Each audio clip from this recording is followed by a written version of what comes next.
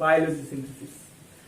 তোমরা জানো প্রত্যেকেই আমরা আজকে একটি মক টেস্ট তোমাদের নিয়েছি এবং সেই মক টেস্টের যে সমস্ত কোয়েশ্চেনগুলো ছিল সেই কোয়েশ্চেনগুলো নিয়ে আমরা আলোচনা করব।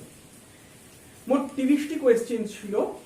অনেকে তোমরা পার্টিসিপেট করেছো, যারা করেছো তো খুব ভালো, পরবর্তীকালেও আশা করি তোমরা এরকমভাবে পার্টিসিপেশনটা বজায় রাখবে। আর যারা করনি, আজকে করনি, বিভিন্ন কারণে করনি, তারা আমাকে জানাতে পারো যে কি কারণে তোমরা করনি। কারণ যদি কোনো সেরকম যদি সমস্যা কিছু থাকে আমি সলভ করে দেওয়ার চেষ্টা করবো তোমাদের ক্ষেত্রে। এবং পরবর্তী যে টেস্টগুলো আমি নেব সেই টেস্টগুলোতে কিন্তু তোমরা যদি পার্টিসিপেশন করো এই আশা রাখবো। তো বেশি কথা বাড়াবো না, আমরা চলে যাই আমাদের যে আজকের মক টেস্ট, সেই মক টেস্টের প্রত্যেকটি প্রশ্নের কমপ্লিট অ্যানালিসিস। তাহলে আমরা প্রথমে 18 নম্বর কোয়েশ্চেন থেকে শুরু করব, তারপরে 1 নম্বর থেকে শুরু করব। কারণ 18 নম্বর যে কোয়েশ্চেনের যে চ্যাপ্টারটা ছিল 18 থেকে 30, সেগুলো 11 যারা পড়ো তারাও পরীক্ষাটা দিয়েছে। তাই জন্য তোমরা প্রথম অংশ মানে 18 থেকে 30 পর্যন্ত দেখে নেবে, তারপরে 1 থেকে যে 17 পর্যন্ত যে অ্যানালিসিস হবে সেগুলো ক্লাস 12 এ যাওয়ার পর তারাও দেখবে।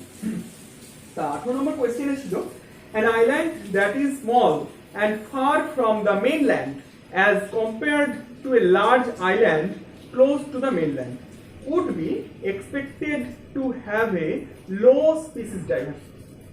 মানে বলছে যে যে একটি জায়গা, যে জায়গাটি একটা মানে মেনল্যান্ড মানে মূল ভূখণ্ড থেকে অনেক দূরে অবস্থিত, আর আরেকটি জায়গা যে জায়গাটি মূল ভূখণ্ডের কাছাকাছি অবস্থিত, এই দুটো জায়গার মধ্যে যদি কম্প্যারিজন করি, কিসের ভিত্তিতে কম্প্যারিজন? স্পিসিস বৈচিত্র্য মানে জীব বৈচিত্র্য বা স্পিসিস ডাইভার্সিটির উপর যদি কম্প্যারিজন করি, তুলনা করি, তাহলে কোনটায় মানে এই যে 4টে অপশন দিয়েছে কোনটা বেশি হবে? তার মানে প্রথম অপশনটাই হচ্ছে সঠিক, কারণ সেখানে বলছে would be expected to have a low species diversity, মানে দূরের যেটা হবে সেখানে কিন্তু স্পিসিস ডাইভার্সিটি কম হবে। কারণ মূল ভূখণ্ড থেকে যত দূরে হবে, মূল ভূখণ্ডের যে জীব তারা কিন্তু ওই দূরের ভূখণ্ডে যেতে পারবে না, তার জন্য স্পিসিস ডাইভার্সিটি কিন্তু কম হবে। 19 নম্বর, a conservation group is trying to save Puerto Rico's endemic species. Endemic means Puerto Rico একটা দেশ, মানে প্রথম লাইনটা একটা আমরা বলতে পারি স্টেটমেন্ট, সেখান থেকে এন্ডেমিক কথাটার মানে কি আমরা জিজ্ঞেস করেছি। এর 4টে অপশন ছিল, অপশনগুলো আমি আর বলছি না, তোমরা প্রত্যেকে দেখেছো, এখনো দেখতে পাচ্ছ, ওয়েবসাইটটা খুলে দেখতে পাবে। এখানে অপশন এ যেটা, they live now here else, মানে এন্ডেমিক তাদেরই বলবো যে সমস্ত প্রাণীরা শুধুমাত্র একটি নির্দিষ্ট জায়গাতেই সীমাবদ্ধ, মানে একটি নির্দিষ্ট জায়গাতে বেঁচে আছে, পৃথিবীর আর কোথাও পাওয়া যায় না। যেমন অস্ট্রেলিয়ার ক্যাঙ্গারু বলতে পারি আমরা, তাহলে অস্ট্রেলিয়ার এন্ডেমিক প্রজাতি বলতে পারি ক্যাঙ্গারু। তেমন পূর্ব হিমালয়ে যে আমাদের হটস্পটটা রয়েছে, সেই হটস্পটের বা ইস্টার্ন হিমালয় যাকে আমরা বলি, সেখানে রেড পান্ডা, এটা একটা এন্ডেমিক প্রজাতি, তার মানে আর কোথাও পাওয়া যাবে না, এরকম জিনিসটা আমরা বলি এন্ডেমিক স্পিসিস। নেক্সট ছিল এক্সোটিক স্পিসিস। এক্সোটিক কথাটার মানে হচ্ছে বহিরাগত বা বিদেশি। মনে রাখতে হবে, মানে এক্সোটিক স্পিসিস বলে 4টে অপশন দিয়েছে, কোনটাকে স্যাটিসফাই করছে কোয়েশ্চেনটা ছিল। এর মধ্যে ডি অপশন যেটা, সেটা ছিল ইউজুয়ালি রিডিউস বায়োডাইভার্সিটি, মানে যদি কোনো বিদেশি বা মানে বা বহিরাগত জীবের আগমন ঘটে কোনো একটা ইকোসিস্টেম বাস্তুতন্ত্রের মধ্যে, তাহলে অনেক রকম সমস্যা হবে। কি সমস্যা? ওই যে বাইরের যে বহিরাগত যে জীবটা এলো, সে তার গ্রোথ রেট অনেক বেশি হবে, বার্থ রেট অনেক বেশি হবে, এর ফলে তারা দ্রুত বংশবিস্তার করবে। দ্রুত বংশবিস্তার যত করবে, তাহলে কম্পিটিশন অ্যারাইজ করবে, বুঝতেই পারছো, কম্পিটিশন মানে প্রতিযোগিতা বৃদ্ধি পাবে। কিন্তু রিসোর্স মানে যে মূল যে খাদ্য বা বাসস্থান, সেটা তো বাড়ছে না, সেটা একই থাকছে, রিমেইন সেম। তার জন্য কম্পিটিশনে তারা পেয়ে উঠবে। তার ফলে যে সমস্ত জীবগুলো নেটিভ মানে বরাবর মানে ওইখানেই অবস্থান করে আছে, মানে আমরা যাদের বলি নেটিভ জীব বলতে বোঝো যদি বলি মানে লোকাল যদি আমরা কথাটাকে বলি, মানে স্থানীয় যে জীবগুলো তারা কম্পিটিশনে হেরে যাবে এবং মারা যাবে। এর একটা উদাহরণ হলো তেলাপিয়া, কচুরিপানা, এগুলো সবই হলো এক্সোটিক স্পিসিস। নেক্সট যেটা ছিল, which of the following biosphere is a part of the world network of biosphere reserves? যে বায়োস্ফিয়ার রিজার্ভ গুলো আছে আমাদের পৃথিবীতে, তাদের একটা নেটওয়ার্ক আছে। সেই নেটওয়ার্কের মধ্যে কোনটি পড়ে? এখানে দুটো করে করে পেয়ার ছিল, দুটো করে করে বায়োস্ফিয়ার রিজার্ভ বা ন্যাশনাল পার্কের পেয়ার ছিল। এগুলো সবকটি, যে কটির নাম ছিল ওপরে এ বি সি অপশন তিনটাতেই, প্রত্যেকটি ওই ওয়ার্ল্ড নেটওয়ার্ক অফ বায়োস্ফিয়ার রিজার্ভের অন্তর্গত। তার জন্য option D is correct for this question and which is all of the above, মানে সবকটি, উপরের সবকটি সঠিক। Next, project tiger in India was launched in, মানে প্রজেক্ট টাইগার বলে একটা প্রকল্প আমাদের ভারতে চলছে। সেই প্রকল্পটি কবে থেকে চালু হয়েছে ভারতে? এটি 1972 থেকে 73 এই সময়সীমার মধ্যে প্রথম চালু হয়। এবং প্রজেক্ট টাইগারে কি করা হয়েছিল, মানে বাঘের সংখ্যা দ্রুত হারে ভারতে কমে আসছিল, তাই জন্য বাঘ সংরক্ষণ করা হচ্ছিল। বাঘ সংরক্ষণের যে প্রকল্প তাকেই আমরা বলছি project tiger. Next, one of the ex-situ conservation, এটা খুব সোজা ছিল একটা question, one of the ex-situ conservation methods for endangered species, মানে ex-situ মানে তাদের লোকাল, তারা যেখানে নেটিভ বলতে পারি, মানে তারা মানে যে সমস্ত জীবেরা কোথায় জন্মগ্রহণ করে, বনে জঙ্গলে, সেখানে রেখে তাদের যদি সংরক্ষণ করা হয় তাদের আমরা বলি ইন সিটু। আর সেখান থেকে যদি বের করে এনে আমরা যদি চিড়িয়াখানা বা বোটানিক্যাল গার্ডেন এটসেট্রা যে জায়গাগুলো আছে, অ্যাকোরিয়াম হতে পারে, ইত্যাদি ইত্যাদি জায়গাগুলো আছে, সেখানে যদি সংরক্ষণ করি, লালন পালন করি, সেই সংরক্ষণকে আমরা বলি এক্স সিটু। তাহলে এক্স সিটুর এখানে চারটে অপশন দিয়েছিল, ওয়াইল্ড লাইফ স্যাংচুয়ারি মানে অভয়ারণ্য, বায়োস্ফিয়ার রিজার্ভ, এ দুটো কখনোই হবে না, তোমরা জানো সেটা, এবং ন্যাশনাল পার্কও কখনোই হবে না, অর্থাৎ জাতীয় উদ্যানে কখনোই হবে না, কারণ সেগুলো হলো অরণ্য। এখানে ক্রায়ো প্রিজার্ভেশন মানে সি অপশন যেটা ছিল সেটা হচ্ছে আমাদের যে স্পার্ম ব্যাংক আমরা যেটাকে বলি, সেই স্পার্ম ব্যাংকের যে পদ্ধতি, ক্রায়ো প্রিজার্ভেশন মানে -196°C উষ্ণতায় তীব্র ঠান্ডায় যে সংরক্ষণ করা হয় তাকে ক্রায়ো প্রিজার্ভেশন বলে বা ক্রায়ো সংরক্ষণ বলে, সেটি হলো সঠিক উত্তর, এটা execute. Next, biosphere reserves are being threatened with, মানে বায়োস্ফিয়ার রিজার্ভ গুলো যে সমস্ত মানে কারণগুলোর জন্য ক্ষতিগ্রস্ত হতে পারে, মানে বায়োস্ফিয়ার রিজার্ভ ক্ষতিগ্রস্ত হওয়া মানে কি, জীবগুলো ক্ষতিগ্রস্ত হবে, বায়োস্ফিয়ার রিজার্ভে থাকা জীবগুলো ক্ষতিগ্রস্ত হবে। এখানে পপুলেশন গ্রোথ তখনই না আমরা চাইতো তারা বেঁচে থাকুক, মানে তাদের পপুলেশনটা হাই হোক, কারণ অত্যন্ত নেমে গেছে, তাহলে এটা অপশন এ কখনোই সঠিক না। রেন সবসময় চাই, রেন যত হবে তত গাছপালা বৃদ্ধি হবে, তত বাসস্থান বাড়বে, তত খাদ্য বাড়বে। যদি শাকাশিরা যদি বেশি পরিমাণে খাদ্য পায় তাহলে বেশি পরিমাণে বার্থ রেট তাদের বাড়বে, তার ফলে মাংসাশী প্রাণী, ওই বন জঙ্গলে যে মাংসাশী প্রাণী আছে তারাও কিন্তু বেশি পরিমাণে খাদ্য পাবে, টিকে থাকতে পারবে, তাহলে রেনও হবে না। পলিউশন আছে, পলিউশন মানে দূষণ, এটা কখনো মানে কোনো ক্ষেত্রে পলিউশনকে আমরা প্রমোট করতে পারি না, এক্ষেত্রেও এই অপশনটা হবে পলিউশন। সঠিক উত্তর হচ্ছে পলিউশন। যে পলিউশন মানে দূষণ, সেই দূষণই বায়োস্ফিয়ার রিজার্ভকে থ্রেটেন্ড করছে, মানে ক্ষতি করছে। তারপর চলে যাচ্ছি, a species facing an extremely high risk of extinction in the immediate future is called, মানে নিকটবর্তী বা খুব কাছেই হয়তো দেখা যাচ্ছে কিছু জীব মারা যাবে, মানে সংকটাপন্ন হয়ে পড়েছে, মানে বিলুপ্ত হয়ে যাওয়ার সম্ভাবনা দেখা যাচ্ছে, সেই গ্রুপ অফ অ্যানিমালকে কি বলা হয়? এখানে অনেকগুলো অপশন ছিল, আমরা IUCN এর অনেকগুলো ক্যাটেগরি আমরা পড়েছিলাম, তোমাদের যে সেকেন্ড ভিডিও দিয়েছিলাম ফার্স্ট চ্যাপ্টারে 11 এবং 12 যে বায়োডাইভার্সিটি কনজারভেশন আছে সেই চ্যাপ্টারে, সেখানে আমরা বলেছিলাম vulnerable, rare, critically endangered, extinct, endangered, এরকম লিস্ট কনসার্ন, এরকম বিভিন্ন ক্যাটেগরি আছে IUCN এর। সেখানে চারটে অপশন দেওয়া ছিল এবং এই সঠিক অপশন হলো এন্ডেঞ্জার্ড স্পিসিস, মানে সংকটাপন্ন বা বিপন্ন যে প্রজাতি। আমরা জানি এন্ডেঞ্জার্ড মানে মানে কয়েক বছর, মানে কিছুদিনের মধ্যেই তারা অবলুপ্ত হয়ে যাওয়ার সম্ভাবনা আছে, তার জন্য তাদের সংরক্ষণ সবচেয়ে বেশি দরকার। তাহলে এন্ডেঞ্জার্ড স্পিসিসদেরই কিন্তু সংরক্ষণ সবচেয়ে বেশি দরকার। তারপরে এই প্রশ্নটা ছিল, most biodiversity hotspots are in, আমরা জানি যে মানে সবচেয়ে বেশি যে হটস্পট মানে যেখানে এন্ডেমিক প্রজাতি প্রচুর পরিমাণে থাকবে এবং যে নেটিভ যে স্পিসিস গুলো ছিল তাদের 70% ধ্বংস হয়ে চলবে, সেই জায়গাগুলোকে আমরা বলি হটস্পট। সেই রকম হটস্পট পৃথিবীর কোথায় সবচেয়ে বেশি দেখতে পাওয়া যায়? সেটা হলো ট্রপিক্যাল রিজিয়ন, ট্রপিক্যাল মানে নিরক্ষীয় অঞ্চলে, এখানে সবচেয়ে বেশি হটস্পট দেখতে পাওয়া যায়। নেক্সট ছিল সবচেয়ে সোজা প্রশ্ন এটা, In situ conservation national in situ conservation national genetic resources can be achieved, মানে আমাদের একটা দেশে যে কোনো জাতীয় জিন এর সম্পদ, জিন সম্পদ যদি বাড়বে, কখন বাড়বে? যত জীবের সংখ্যা বৃদ্ধি হবে তত জিন, তত বুঝতে পারছো যেহেতু জীব জিন দ্বারাই সৃষ্ট, তাহলে জীব যত বাড়বে জিনের সংখ্যাও তত বাড়বে। তার জন্য আমাদের দেখো চারটে অপশন ছিল, national park, wild life sanctuary, biosphere reserve, তিনটেই জীব সংরক্ষণের জন্য যুক্ত। তাহলে তিনটে অপশনই সঠিক, অর্থাৎ লাস্টে যে অপশনটা দিয়েছে অল অফ দ্য অ্যাভাব মানে অল অফ দিস বা সবকটি যেটাকে আমরা বলছি, সেই অপশনটা option D is correct. Next, which is not an Indian hotspot, মানে ইন্ডিয়ান হটস্পট নয় কোনটি? সেটি হচ্ছে ইস্ট মেলানেশিয়ান আইল্যান্ড, এটা ইন্ডিয়ান হটস্পট নয়, অপশন ডি তে ছিল এটি ওশিয়ানিয়ার একটি হটস্পট। 29 নম্বর যে ইয়েটা ছিল ম্যাচিং ছিল, সে ম্যাচিং এ আমরা পাচ্ছি যেটা, সেটা হচ্ছে ডি নম্বর অপশনটা সঠিক, অর্থাৎ এ মানে কানহা ন্যাশনাল পার্ক, এটা টাইগারের জন্য বিখ্যাত।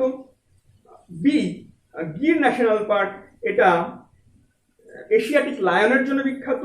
এবং বন্দিপুর ন্যাশনাল পার্ক, এটা 3 অর্থাৎ এলিফ্যান্ট মানে হাতির জন্য বিখ্যাত। তাহলে অপশন ডি হচ্ছে is correct. Last question, 30 number question, which one of the following is a pair of vulnerable species? কোনটি হচ্ছে ভালনারেবল, নট এন্ডেঞ্জার্ড, এন্ডেঞ্জার্ড থেকে একটু কম, মানে কম ক্ষতি, মানে সংকটাপন্ন অবস্থায় রয়েছে, সেইটা হলো ফার্স্ট অপশন, অর্থাৎ বারাসিঙ্গা মানে একটা হরিণের প্রজাতি, এবং নীলগিরি লেঙ্গুর, এটা নীলগিরি লেঙ্গুর এবং বারাসিঙ্গা হচ্ছে, এই দুটো হচ্ছে আমাদের ভালনারেবল স্পিসিস। তো আমরা প্রথম প্রশ্নটা নিয়ে একটু আলোচনা করি। কোয়েশ্চেনটা ছিল regeneration was observed in hydra by, মানে আমি বাংলায় বলে দিচ্ছি কোয়েশ্চেনটা। প্রশ্নটা ছিল যে রিজেনারেশন একটা পদ্ধতি, অযৌন জননের একটি পদ্ধতি, এই রিজেনারেশন পদ্ধতিটি কোন বিজ্ঞানী প্রথম পর্যবেক্ষণ করেছিলেন? এখানে চারটি কোয়েশ্চেন অ্যান্সার ছিল, অপশন ছিল, একটা ছিল George Mendel, second Abraham Trembley, C Leeuwenhoek and 4 Maheshwari.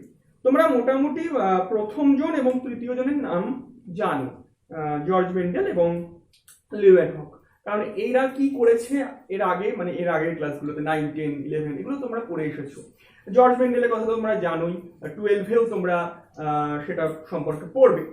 এছাড়াও যে দুজন ভদ্রলোকের বা বিজ্ঞানীর নাম তোমরা জানো না, সেটা হচ্ছে আব্রাহাম ট্রেমব্লে এবং মহেশ্বরী। মহেশ্বরী আমাদের ইন্ডিয়ার একজন বোটানিস্ট ছিলেন এবং বিখ্যাত সায়েন্টিস্ট বলা যেতে পারে, তবে উনি কিন্তু করেননি এই যে হাইড্রার যে রিজেনারেশন হচ্ছে কি পদ্ধতি, সেটা কিন্তু পর্যবেক্ষণ করেননি।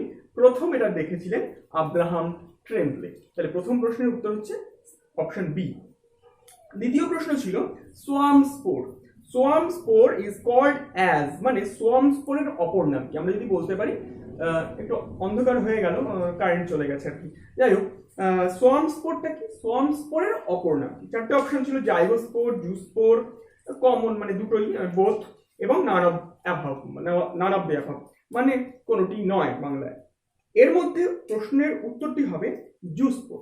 আমরা জুস্পোর সম্পর্কে বিস্তারিত আলোচনা কিন্তু এর আগে করে ফেলেছি, যে ভিডিওগুলি তোমাদের দিয়েছি। জুস্পোর কি? জুস্পোর হলো মোটাইল একটি, মানে মোটাইল একটি রেণু। মোটাইল মানে কি? মোটাইল মানে হচ্ছে যে চলনে সক্ষম, চলনে সক্ষম, অর্থাৎ এর একটা ফ্ল্যাজেলা থাকে, এই জুস্পোরের একটি ফ্ল্যাজেলা থাকে, সেই ফ্ল্যাজেলাটাকে নাড়িয়ে এরা কিন্তু এক জায়গা থেকে আরেক জায়গায় চলে যেতে পারে। তাহলে সোয়াম স্পোরের অপর নাম হচ্ছে জুস্পোর, তাহলে অপশন বি এটা সঠিক। নেক্সট কোয়েশ্চেন ছিল which plant is known as terror of Bengal? বাংলার আতঙ্ক বলে কোন উদ্ভিদকে আমরা চিনি? চারটে অপশন ছিল, আমি প্রত্যেকটা নাম আর বলছি না, তোমরা দেখতে পাচ্ছ নিজেদের স্ক্রিনে যে চারটে অপশন আছে, যেখানে পরীক্ষা দিয়েছো সেই টেস্টে তোমরা খুলে দেখতে পাবে চারটে অপশন আছে। এর মধ্যে যে অপশন সি ছিল, সেই অপশন সি এর সাইন্টিফিক, চারটে নামই সাইন্টিফিক নাম দিয়েছি আমি। অপশন সি এর যে কমন নাম বা সাধারণ নাম, বাংলায় যাকে আমরা বলি কচুরিপানা। কচুরিপানা হচ্ছে এই একাইনোরিয়ার সঠিক কমন নাম। তাহলে আমরা জানি, আগের ভিডিওতে আমি বলেছিলাম যে কচুরিপানাকে বলা হয় টেরর অফ বেঙ্গল। তাহলে এই কোয়েশ্চেনের অ্যান্সারটা হচ্ছে অপশন সি। তারপরে প্রশ্নটা ছিল potato is multiplied vegetatively with the help of. এই প্রশ্নের উত্তরটা হবে টিউবার। এই প্রশ্নের উত্তরটা হচ্ছে টিউবার, এবং এটা টিউবারের বাংলা যদি আমরা দেখি তাহলে টিউবারের বাংলাটা হচ্ছে স্ফীতকন্দ। আমরা জানি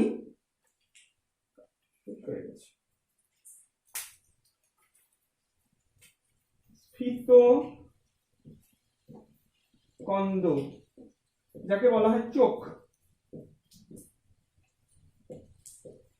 বলেন আলুর চোখ। আমি যখন পড়িয়েছিলাম তখন বলেছিলাম কথাটা যে আলুর গায়ে এরকম এরকম দাগ দেখতে পাওয়া যায়, যেগুলোকে বলা হয় চোখ। এবং এই চোখের অঞ্চল থেকেই কিন্তু, এই চোখের মতো জিনিসগুলো থেকেই কিন্তু এদের অঙ্গজনন সৃষ্টি হয়, অঙ্গজনন এরা সম্পন্ন করে, অঙ্গজনন সম্পন্ন করে, মানে ভেজিটেটিভ রিপ্রোডাকশন সম্পন্ন করছে। তাহলে এই কোশ্চেনটার ইংরেজিটা হচ্ছে টিউবার। টিউবারের বাংলা হচ্ছে স্ফীতকন্দ, যাকে আমরা বলি চোখ। অনেক সময় দেখবে বাড়িতে বলে যে আলুর চোখ। আচ্ছা, এছাড়াও ছিল কর্ম, রাইজোম, ফাইলোড ইত্যাদি অপশনগুলো। কোনোটা ধরো কন্দ, গ্রন্থিকাণ্ড, এরকম বিভিন্ন ধরনের অপশনগুলো ছিল। তবে সঠিক উত্তর হলো স্ফীতকন্দ বা চোখ, অর্থাৎ ইংরেজিতে যাকে আমরা বলছি টিউবার। তারপরে প্রশ্নটা ছিল in grafting the rooted plant is used as a, মানে যখন গ্রাফটিং করা হয় তখন যে তলার দিক, মানে রুট, রুট মানে কি? মূল। রুট মানে হচ্ছে মানে এইরকম, এটা মূল ধরো, ঠিক আছে?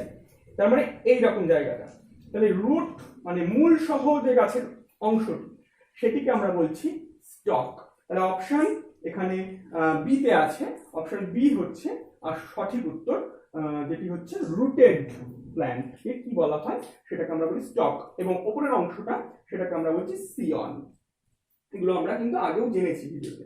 এরপর চলে আসছে the success of grafting depends on, মানে একটি গ্রাফটিং যখন করা হচ্ছে সিয়ন এবং স্টকের, সিয়ন এবং স্টক যখন গ্রাফট করা হচ্ছে, যখন একটা আমরা বলতে পারি এটাকে অঙ্গজনন, কৃত্রিম অঙ্গজনন বলতে পারি, বা সে অঙ্গজনন পদ্ধতিতে কিন্তু, এই কৃত্রিম অঙ্গজনন পদ্ধতিতে কিন্তু, যেটা আমরা প্রশ্ন দিয়েছিলাম যে কোনটি এই কৃত্রিম অঙ্গজনন পদ্ধতির সাকসেসের পিছনে, একটা হচ্ছে ইউনিয়ন অফ ক্যাম্বিয়াম, মানে ক্যাম্বিয়ামের মিলন, দুটো অংশের, সিয়নের ক্যাম্বিয়াম এবং স্টকের ক্যাম্বিয়ামের মিলন। পরেরটা হচ্ছে মেরিস্টেমের মিলন, তারপরে হলো ফ্লোয়েমের মিলন এবং হেলোজেনের মিলন। এইগুলো প্রত্যেকটাই তোমরা ক্লাস 11-এ যাদের ওই যে উদ্ভিদের গঠনতন্ত্র যে অংশটি ছিল সেই অংশটি তোমরা পড়ে এসেছিলে। এবং এখানে কিন্তু সঠিক উত্তরটা হচ্ছে অপশন এ, মানে হচ্ছে ক্যাম্বিয়াম। তোমরা গৌণ বৃদ্ধি এগুলো পড়েছিলে ক্লাস 11-এ, একবার মনে করে দেখবে। সেই অংশটি হচ্ছে ক্যাম্বিয়ামের যে মিলন, সেই ক্যাম্বিয়ামের মিলনটি কিন্তু সাকসেস, মানে ওই স্টক এবং সিয়নের, অর্থাৎ গ্রাফটিং এর সাকসেসকে প্রভাবিত করে। তারপরে প্রশ্নটা ছিল, এটা খুব ইন্টারেস্টিং একটা প্রশ্ন ছিল, 7 নম্বর যেটা আমি বলছি, সেটা হলো many scions are grafted on a single stock, মানে অনেকগুলো সিয়ন আমরা যদি একটি স্টকের মধ্যে গ্রাফট করি তাকে কি বলা হবে? মানে অনেকটা দেখতে হবে জিনিসটা এরকম, একটা বড় চওড়া স্টক থাকবে এবং তার উপরে অনেকগুলো সিয়ন এরকম ভাবে আবদ্ধ থাকবে। এই রকম গ্রাফটিংকে বলা হয় ক্রাউন গ্রাফটিং। এই ক্রাউন গ্রাফটিং ছাড়াও অনেক ধরনের গ্রাফটিং দেখতে পাওয়া যায়, যেমন tongue grafting, wedge grafting, lateral grafting, side grafting, এরকম বিভিন্ন রকমের গ্রাফটিং কিন্তু দেখতে পাওয়া যায়। যেমন ধরো কোনো একটা স্টক যদি এরকম হয়, এরকম ভাবে স্টকটা, মানে এখানে মূল আমি আর আঁকছি না, আর যে সিয়নটা, আমি এরকম ভাবে আঁকছি ত্রিকোণা করে, এটা হচ্ছে ওয়েজ গ্রাফটিং। এই যে জিনিসটা, এটা হচ্ছে ওয়েজ গ্রাফটিং। ওয়েজ গ্রাফটিং ছাড়াও আরো একটি যেটা টাং গ্রাফটিং এর কথা আমি বললাম। টাং গ্রাফটিং হচ্ছে এরকম, স্টকটা হবে এরকম, এবং সিয়নটা, বা আমি আজকে যদি এরকম করে কেটে রাখি, একটু সাইড করে দিলাম,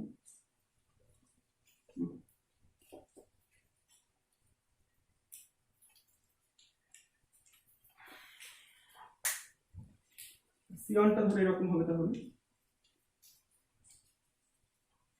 মানে এরকম হবে, এটা হলো টাং গ্রাফটিং এর। তাহলে এইরকম গ্রাফটিংকে আমরা বলছি ক্রাউন গ্রাফটিং। তাহলে এখানে সঠিক উত্তর হচ্ছে তোমাদের অপশন সি, অর্থাৎ ক্রাউন গ্রাফটিং হচ্ছে এইরকম আমি চেয়েছিলাম, এটির উত্তর। পরের প্রশ্নটা হচ্ছে ন্যাচারাল পার্থেনোজেনেসিস। পার্থেনোজেনেসিস কাকে বলে তোমরা জানো? পার্থেনোজেনেসিস হচ্ছে অনিষিক্ত ডিম্বাণু আনফার্টিলাইজড এগ থেকে যখন ফুললি ডেভেলপড একটা অর্গানিজম তৈরি হয়ে যায়, মানে অনিষিক্ত ডিম্বাণু থেকে একটা পূর্ণাঙ্গ জীব সৃষ্টি হয়ে যাওয়ার পদ্ধতিকে আমরা বলি পার্থেনোজেনেসিস। এই পার্থেনোজেনেসিসের উদাহরণ চ্যাপ্টারের মধ্যে উদাহরণ কোনটি? আমরা জানি যে ফ্রগ টু ফ্রম ফিমেল, এটা নয়। হানিবি টু প্রডিউস ড্রোন, এটা পরে আসছি। ককরোচ, তোমরা জানি ককরোচ হয় না, কারণ ম্যাগট তৈরি হয় ককরোচের, যে ছোট্ট যে নিম্ফ বা যাকে নিম্ফ বলা হয়, ম্যাগট বলা হয় না। মাছির ক্ষেত্রে ম্যাগট বলা হয়, আমার একটু বলতে ভুল হয়েছে, যে ককরোচের ক্ষেত্রে বলা হয় নিম্ফ, যে বাচ্চা, যে আরশোলা। আর ভেজিটেরিয়ান এগস, এগুলো কোনোটাই হবে না, হবে হচ্ছে অপশন বি। আমরা জানি একটি মৌচাকে 3 ধরনের মৌমাছি পাওয়া যায়, তোমরা তোমাদের 12-এ এই জিনিসটা আবার পড়বে, যখন আমরা পরবর্তীকালে চ্যাপ্টারগুলোতে পড়বো, যে মৌচাষ বা মধু যে জিনিসপত্রগুলো আমরা পাচ্ছি সেই সংক্রান্ত একটা চ্যাপ্টার তোমাদের আছে, সেখানে আমরা সেই বিষয়ে আলোচনা করব। তো দেখতে পাবো যে একটি মৌচাকে 3 ধরনের মৌমাছি দেখতে পাওয়া যায়। একটা হলো শ্রমিক, একটা হচ্ছে ড্রোন বা পুরুষ, আর একটা হচ্ছে তোমার স্ত্রী বা রানী মৌমাছি। এদের মধ্যে স্ত্রী এবং বা রানী যেটাই বলি না কেন, মানে কুইন এবং যে শ্রমিক যারা আছে, মানে লেবার বা সোলজার যাই বলি না কেন, কর্মী মৌমাছি, তারা কিন্তু ডিপ্লয়েড হয়। কিন্তু যে ড্রোনগুলো মানে পুরুষ মৌমাছিগুলো, কিন্তু তারা কিন্তু হ্যাপ্লয়েড হয়। হ্যাপ্লয়েড হয় এই কারণেই, যেহেতু তারা অনিষিক্ত ডিম্বাণু থেকে তৈরি হয়। তাহলে এখানে সঠিক উত্তর হচ্ছে হানিবি টু প্রডিউস ড্রোন তৈরি, মানে মৌমাছির ক্ষেত্রে ড্রোন তৈরিটাই হলো ন্যাচারাল, একটা প্রাকৃতিক পার্থেনোজেনেসিসের উদাহরণ, অপশন বি। নেক্সট চলে আসি থেলিটকি টাইপ অফ পার্থেনোজেনেসিস। একটি থেলিটকি, ডিউটেরোটকি, এরকম বিভিন্ন রকমের আমাদের যে পার্থেনোজেনেসিস আছে, সেই পার্থেনোজেনেসিসের কিন্তু বিভিন্ন রকমের উদাহরণ বা পার্থক্য আমরা দেখতে পাই। আর একটা হচ্ছে আর্হেনোটকি। 3 রকমের দেখতে পাই, একটা হলো থেলিটকি, একটা হলো আর্হেনোটকি, এবং আরেকটা হচ্ছে ডিউটেরোটকি। আচ্ছা, থেলিটকি যে জিনিসটি, সেটি হচ্ছে, আমি পার্থেনোজেনেসিস কাকে বলে দিলাম। পার্থেনোজেনেসিসের ক্ষেত্রে হচ্ছে অনিষিক্ত ডিম্বাণু থেকে পূর্ণাঙ্গ জীব সৃষ্টি হচ্ছে। তাহলে যদি সেটা পূর্ণাঙ্গ জীবটা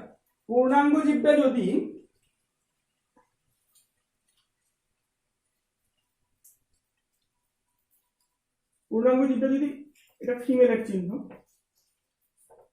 ফিমেল হয়, মানে অনিষিক্ত ডিম্বাণু থেকে ফিমেল মৌমাছি তৈরি হয়, বা কোন ফিমেল জীব তৈরি হয়, মানে স্ত্রী জীব তৈরি হয়, তাকে আমরা বলছি থেলিটকি। ঠিক আছে। আর্হেনোটকিটা কি? আর্হেনোটকি হচ্ছে মেল, মানে ড্রোনের ক্ষেত্রে যেটাকে আমরা বলছি। ড্রোন মানে মৌমাছির ক্ষেত্রে, যেটা আমি আগেই বললাম, মৌমাছির ক্ষেত্রে যেটা দেখতে পাওয়া যায় সেটা হলো আর্হেনোটকি পার্থেনোজেনেসিস। আর ডিউটেরোটকি আছে, ডিউটেরোটকি হচ্ছে যেটা খুশি, মানে ফিমেলও হতে পারে, মেলেও হতে পারে, সেটা ঠিক নেই, মানে যেটা খুশি যে কোনো সেক্সে সেটা ডেভেলপ হতে পারে, সেরকমকে আমরা বলি ডিউটেরোটকি। এই থেলিটকির একটি উদাহরণ হচ্ছে আফিড, যাকে আমরা বলি ওই যে সমস্ত যে শস্য আছে, যেগুলো মানে বিভিন্ন শস্য যেগুলো আমরা চাষ করি, সেই শস্যের যে শস্যের উকুনই হলো আফিড, একটা সবুজ রঙের একটি পোকা হয়। আচ্ছা, পরের প্রশ্নটি হচ্ছে find the odd one. Find মানে হচ্ছে খুঁজে বের করতে হবে, যেটা আর কি বিসদৃশকে খুঁজে বের করতে হবে। এখানে 4টে অপশন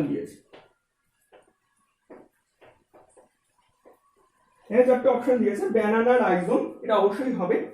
রাইজোম কাকে বলে বলেই দিয়েছি। রানার, সাইনোডন। সাইনোডনটা হচ্ছে যে আমরা দুব্বা ঘাস দেখি না, সেই দুব্বা ঘাসটা হচ্ছে সাইনোডন। আচ্ছা, বিগোনিয়া বিগোনিয়া এক ধরনের একটা কি বলবো, একটা বড় পাতার বিশাল একটা বড় পাতার মতো একটি উদ্ভিদ। এবং লাস্ট হচ্ছে অক্সালিস। অক্সালিস জিনিসটা হচ্ছে আমরা যেটা বাংলায় বলি টক পাতা, টক পাতা গাছ। সেই টক পাতা গাছের বিজ্ঞানসম্মত নাম হলো অক্সালিস এসপি। এই অক্সালিস এসপি কিন্তু স্টেম টিউবার দিয়ে তাদের বংশবিস্তার করে না। বাকি তিনটে কিন্তু ওই লিফ দিয়ে বিগোনিয়া, রানারের মাধ্যমে দুর্বাঘাস বা সাইনোডন বা সিনোডন, এবং রাইজোমের সাহায্যে ব্যানানা মানে কলা গাছ কিন্তু বংশবিস্তার করে। কিন্তু তার মানে এখানে অপশনটা হচ্ছে, সঠিক অপশনটা হচ্ছে অপশন ডি। এরপর চলে আসে আসেক্সুয়াল রিপ্রোডাকশন ইনভলভস। এটা খুব সোজা ছিল কোয়েশ্চেনটা, বেশিরভাগ জনই পেরেছো যারা উত্তরগুলো পড়েছো। এটা অবশ্যই আসেক্সুয়াল যখন বলছে তখন মাইটোসিস হবে, অর্থাৎ অপশন বি হচ্ছে এটা সঠিক উত্তর। তারপর চলে আসে প্লাজমোটমি। প্লাজমোটমি দেখা যায় কোন জীবগুলোর মধ্যে? প্লাজমোটমি ইজ অবজার্ভড ইন, এটা হলো 12 নম্বর কোয়েশ্চেন। আমরা প্লাজমোটমি কাকে বলে সেই বিষয়ে ওপরে একটি ভিডিও, আমরা যে অযৌন জননের একটি ভিডিও করেছিলাম, সেখানে প্লাজমোটমি কি হবে, সেটা প্লাজমোটমির যে কি বলবো কার্যপদ্ধতি বা প্লাজমোটমি কিভাবে সম্পন্ন হয় সেগুলো কিন্তু আমরা অলরেডি জেনে গেছি। তো জন্য আমি প্লাজমোটমি কাকে বলে সেটা নিয়ে বিস্তারিত এখন আর বলছি না। তবে এখানে ওপালিনা, ইউগ্লিনা, প্ল্যানেরিয়া এই তিনটে জিনিস তোমরা দেখে শুনেছো হয়তো নাম। ইউগ্লিনা তোমরা দেখেছো, ইউগ্লিনা দ্বিবিভাজন হয়, ইউগ্লিনা দুটো টুকরো হয়ে যেতে পারে। এছাড়া সেক্সুয়াল রিপ্রোডাকশন তো হয়। প্ল্যানেরিয়ার ক্ষেত্রে দেখেছো যে আমরা যেটা প্ল্যানেরিয়াকে বলি পুনরুৎপাদন প্ল্যানেরিয়ার ক্ষেত্রে হচ্ছে রিজেনারেশন যাকে আমরা বলছি। মনোসিস্টিসটার ক্ষেত্রে কিন্তু সাইজোগনি হয়। সাইজোগনি আরো একটি ক্ষেত্রে হয়, তোমাদের রোগের একটি চ্যাপ্টার আছে অনাক্রমতা এবং এই অনাক্রমতা এবং রোগ সমূহের উপর একটি চ্যাপ্টার আছে। সেই চ্যাপ্টারটাই কিন্তু তোমরা দেখতে পাবে যে একটি জীবাণুর নাম, সেই জীবাণুটার নাম হলো প্লাজমোডিয়াম। প্লাজমোডিয়াম জীবাণুটা ক্লাস 12-এ আছে এবং সেটা ম্যালেরিয়া রোগ সৃষ্টি করে। সেখানেও ওই প্লাজমোডিয়ামেরও কিন্তু এই সাইজোগনি একটা আসেক্সুয়াল প্রসেস, যেটা শুধুমাত্র প্লাজমোডিয়ামের ক্ষেত্রে হয় না, তার সঙ্গে মনোসিস্টিসের ক্ষেত্রেও হচ্ছে। তাহলে এখানে কিন্তু শুধুমাত্র পড়ে থাকলো কে? ওপালিনাই হচ্ছে সঠিক উত্তর। এরপর চলে আসি 13 নম্বর। এখানে একটি বিসদৃশকে খুঁজে বার করতে দিয়েছে। এখানে উত্তরটা অপশনটা হচ্ছে অনেকগুলো অপশন কম্বিনেশন হয়ে রয়েছে, যেমন সাইনোডন আমি আগেই বলে দিয়েছি, সাইনোডন রানারের থ্রু হচ্ছে, সাইনোডন মানে হচ্ছে দুর্বাঘাস। এক্ষুনি আরেকটি প্রশ্ন তোমরা দেখলে। ডালিয়া ফুল তোমরা দেখেছো। ব্রায়োফাইলাম একটি উদ্ভিদের নাম। বিভিন্ন যে উদ্ভিদগুলোর নাম দিয়েছে সেগুলো দিয়েছে। এছাড়া সোলানাম টিউবারাসামের যে কমন নেম, তোমরা অনেকেই উত্তরটা করতে পেরেছো, তবে সোলানাম টিউবারাসামে যারা করতে পারোনি তাদের জন্য বলছি, সোলানাম টিউবারাসামের তোমরা সবাই চেনো এটাকে, মানে কমন নামটা হচ্ছে আলু, সাধারণ আলু। সাধারণ আলু কিন্তু আমি একটু আগে দেখেছি টিউবারের মাধ্যমে, মানে চোখ বা স্ফীতকন্দের মাধ্যমে বংশবিস্তার করে, বুলবিলের মাধ্যমে কিন্তু করে না। বুলবিলের মাধ্যমে কিন্তু করে চুপড়ি আলু বা খামারি আলু, এরকম যে উদ্ভিদগুলো আছে সেগুলো কিন্তু বুলবিলের মাধ্যমে জনন সম্পন্ন করে। তার জন্য এখানে কিন্তু বিসদৃষ্টি হচ্ছে অপশন ডি। 14 নম্বরে চলে আসি। এটিও একটি খুব সহজ একটি প্রশ্ন ছিল, অনেকে উত্তর করতে পেরেছো। Gemmule formation in sponge is helpful in, মানে গেমিউল ফর্মেশন কোনটাতে সাহায্য করছে? Parthenogenesis, sexual reproduction, only dissemination এবং অ্যাসেক্সুয়াল রিপ্রোডাকশন। এগুলো তোমরা মানেগুলো সবকটাই জানো বাংলা মানে, যৌন জনন, পার্থেনোজেনেসিস, অযৌন জনন। কিন্তু অপশন সি এর মানেটা তোমরা জানো না। সি এর মানেটা হচ্ছে দ্রবীভূত হয়ে যাওয়া, ডিজলভ হয়ে যাওয়া। তো এখানে কিন্তু ওগুলো হবে না। 4 নম্বর অপশন অর্থাৎ আসেক্সুয়াল রিপ্রোডাকশন এটি সঠিক উত্তর হবে, কেননা আমরা জানি যে গেমিউল গঠন কিন্তু এক ধরনের অযৌন জননের পদ্ধতি। তারপর চলে আসি penicillium produce a non motile spore. Non motile মানে যে চলাচল করতে পারে না, যার মানে ফ্ল্যাজিলা নেই। আমি দ্বিতীয় প্রশ্ন যেটা আমি রেখেছিলাম যে সোয়াম স্পোরের কথা আমি বলেছিলাম, জুস্পোরের কথা আমরা বলেছিলাম। তাহলে জুস্পোর বলেছিলাম ফ্ল্যাজিলা যুক্ত, মোটাইল মানে এক জায়গা থেকে আরেক জায়গায় চলে যেতে পারে। তাহলে এটাই কিন্তু প্রথম যে অপশনটা সেটা কিন্তু বাতিল হয়ে গেল, অর্থাৎ জুস্পোর হবে না। এখানে যে অপশনটা হবে, দ্বিতীয় অপশন যেটা আছে সেটা কিন্তু কনিডিয়া আছে। কনিডিয়াটা কিন্তু সঠিক উত্তর, কারণ মানে বাডিং এর মাধ্যমে কিন্তু পেনিসিলিয়াম কখনোই সম্পন্ন করে না জনন প্রক্রিয়া, এবং ফ্র্যাগমেন্টস এর মাধ্যমেও কিন্তু সম্পন্ন করে না। চলে আসি 16 নম্বর কোয়েশ্চেনে। 16 নম্বর কোয়েশ্চেনে যেটা বলছে সেটা হচ্ছে রেস্টোরেটিভ রেস্টোরেটিভ রিজেনারেশন এ কি হয় ইন রেস্টোরেটিভ রিজেনারেশন, মানে রেস্টোরেটিভ রিজেনারেশনে কি হচ্ছে। এখানে চারটে অপশন দিয়েছে, যেমন সেভারাল বডি পার্টস আর রিডেভেলপ, মানে আমরা জানি রিজেনারেশনে কি হয়, পুনরুৎপাদন যাকে আমরা বাংলায় বলি। এখানে বলছে সেভারাল বডি পার্ট, মানে দেহের বিভিন্ন অংশ পুনরায় উৎপাদিত হচ্ছে, এটিই হলো সঠিক উত্তর। এই জিনিসটি স্যালামেন্ডার বা কিছু আর্থ্রোপোডার ক্ষেত্রে দেখতে পাওয়া যায়। স্যালামেন্ডার কি হয়, ধরো হাতটা, স্যালামেন্ডার মানে হচ্ছে এক ধরনের উভচর প্রাণী,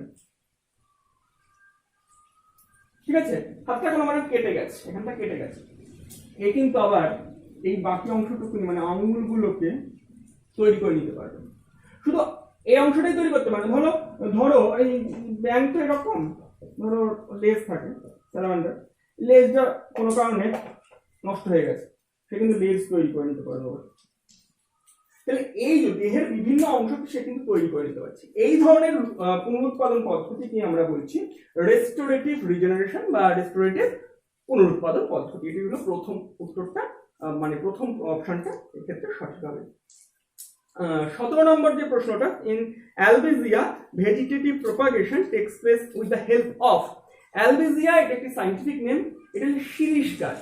তোমরা অনেকেই দেখেছো বা নাম শুনেছো শিরীষ গাছে। শিরীষ গাছের ক্ষেত্রে বলা হচ্ছে যে কোনটির মাধ্যমে সে অযৌন জন্ম সম্পন্ন করে। এটার উত্তরটা হচ্ছে অপশন ডি, যেটা হলো নন ফ্লেশি রুটস। তো আজ এই পর্যন্তই। আশা করি তোমরা বুঝতে পারলে কিভাবে আমাদের প্রশ্নগুলো আমরা সাজিয়েছিলাম তোমাদের জন্য। আমাদের অবশ্যই তোমরা রিভিউ, অর্থাৎ কেমন লাগলো আমাদের এই টেস্টটি এবং এই ভিডিওটি কেমন লেগেছে অবশ্যই তোমরা আমাদের এই ইউটিউবের কমেন্ট বক্সে কমেন্ট করে জানাবে। আজকে অবধি, আবার পরবর্তীকালে দেখা হবে তোমাদের সাথে।